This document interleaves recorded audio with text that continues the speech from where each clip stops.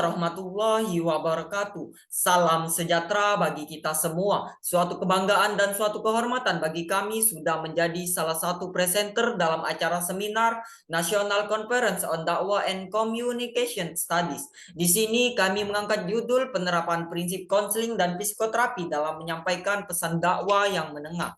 Saya Apriansa Asgab, salah satu pembuat artikel dari penelitian ini. Kami dari program studi Bimbingan Penyuluhan Islam Fakultas Dakwah dan Komunikasi Universitas Islam Negeri Raden Fatah Palembang. Di sini saya akan membacakan sedikit pengenalan dari judul kami.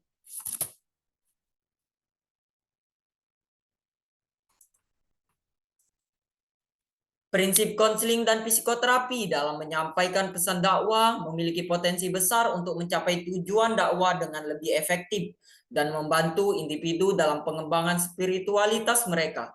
Dalam konteks ini, penelitian ini menunjukkan bahwa pendekatan ini dapat membuka peluang baru untuk meningkatkan efektivitas dakwah di kalangan masyarakat yang menengah. Konseling dan psikoterapi. Konseling merupakan bantuan kepada individu dalam mengatasi kebingungan, kesulitan masalah, dan konflik melalui interaksi antar pribadi. Sedangkan psikoterapi yaitu adalah proses pengobatan kejiwaan dengan menggunakan pemahaman, pengetahuan psikologi yang mendalam. Yaitu penerapan prinsip konseling dalam dakwah. Ada 3. Pertama, empati. Dalam berdakwah perlu memiliki kemampuan empati dan menyimak terhadap orang yang didakwai. Kedua, fokus pada solusi, memberikan solusi berdasarkan nilai-nilai Islam, bukan hanya menunjukkan kesalahan atau dosa. Dan yang ketiga, perlu memastikan bahwa pesan dakwah tidak menyakiti atau merugikan individu secara fisik atau. Selanjutnya, penerapan prinsip psikoterapi dalam dakwah. Yang pertama, terapi penerimaan dan kepastian. Individu membutuhkan penerimaan dan kepastian dalam mencari makna hidup dan melihat pentingnya agama Islam dalam hidup mereka. Yang kedua, terapi kognitif perilaku. Kognitif perilaku membantu individu memperoleh kesadaran mengenai kesalahannya dan cara mengubah perilaku tersebut. Dan yang ketiga, terapi eksistensial. Menumbuhkan kesadaran individu dan adanya tujuan hidup sebagai individu muslim. Yaitu manfaat penerapan prinsip konseling dan psikoterapi dalam dakwah. Yang pertama, memudahkan penerimaan dakwah dengan menggunakan prinsip konseling dan psikoterapi, pesan dakwah dapat lebih mudah diterima dan dipahami oleh orang-orang. Yang kedua, yaitu memperkuat komunikasi individu dalam dakwah. Individu membangun hubungan yang lebih baik dengan Tuhan dan orang lain. Adapun yang terakhir, yaitu mendorong pengembangan diri. Penerapan prinsip konseling dalam dakwah dapat membantu individu menjaga kesulitan dan meningkatkan kualitas hidup seseorang. Tantangan dalam penerapan prinsip konseling dan psikoterapi dalam dakwah terbagi menjadi 3, yaitu 1.